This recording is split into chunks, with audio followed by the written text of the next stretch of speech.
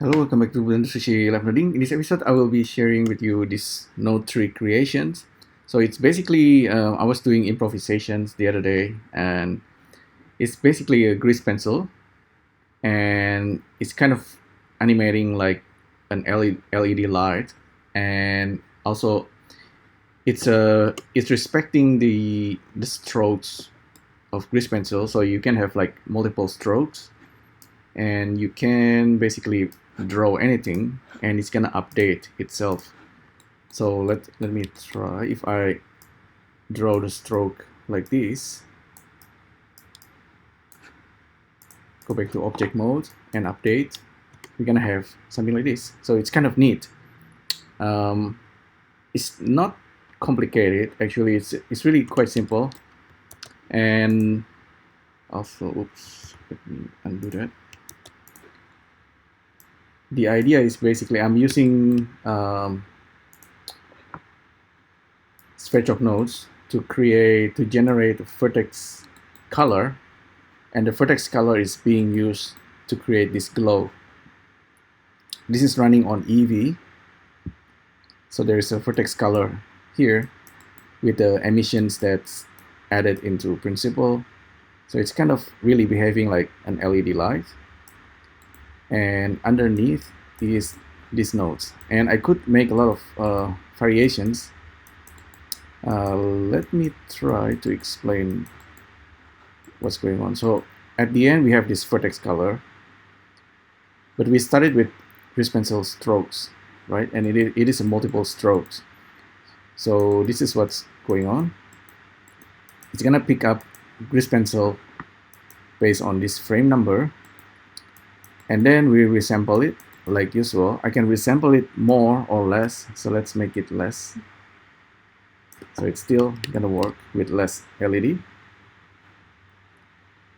And so I can adjust that resampling per strokes, and it's gonna respect the length as well. So the longer the grease pencil strokes is gonna have more LED light. And then you can see here it's respecting, there are actually 5 strokes in this one. If I go back to the beginning, this one have 3 different strokes, so it's gonna put the LED. And so I passed it in with this node, and it's gonna generate a number range that has been normalized. So it is watching how many points it generates on every strokes, and where it's gonna instance the icosphere along the line. Okay, so for each one of them I have this oscillator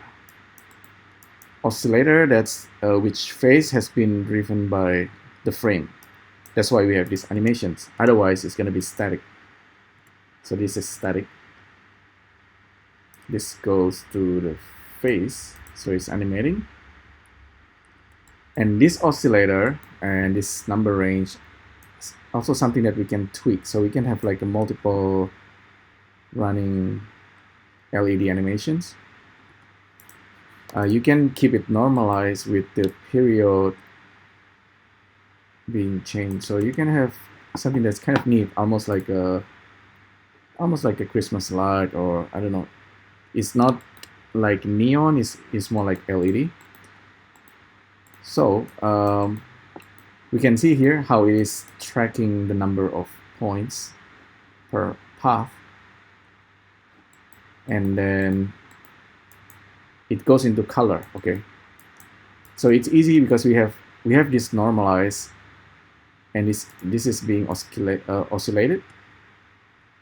Yeah, and then this can go into HSV, because HSV value is between 0 and 1, and with HSV we can play around with the value or the hue. With the hue we're gonna have we can have something that's more like a colorful. So if I plug this to the hue instead of to the value, we have kind of like a rainbow. If I get rid of the sign oscillator, it's really just going to be like a rainbow. Okay, and this can be, of course, shifted, so it's like a rainbow spectrum. If I make this one, so it's more or less like a rainbow,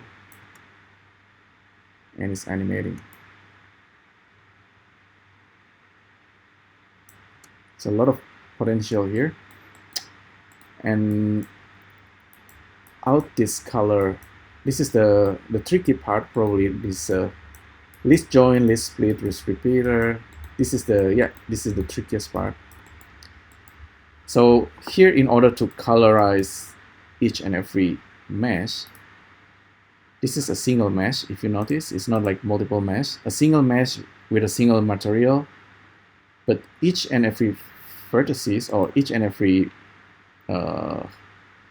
plate or every island of this mesh is being painted using the color. Okay, so here I'm joining the color, and then split it, and I repeat it 12 times because this I'm using icosphere, and the icosphere have 12 vertices. So this number can change depending on the number of vertices of every instance. In this case, I'm instancing the icosphere. So that's why we have this list join. I'm splitting it, and then I repeat it, and then joining it back as a vertex color. So there, yeah, that's basically the trickiest part. This is the number of points in the mesh.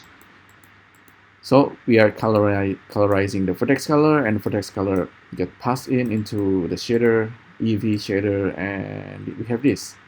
This is the glow. So I think this also kind of making it kind of nice. So what else can we do here? Okay, icosphere, that's being instanced for every strokes. We can randomize the radius as well. We can change the radius. Let me try. So let's go back to color in, use the value. Oh yeah, I think that's kind of nice too. How about we plug this into the radius? So we have value coming in. This value, I'm just gonna join it, I think, and I'm gonna remap it. So whatever value coming in, I'm gonna remap it here. What's we gonna get? Something that looks like a worm.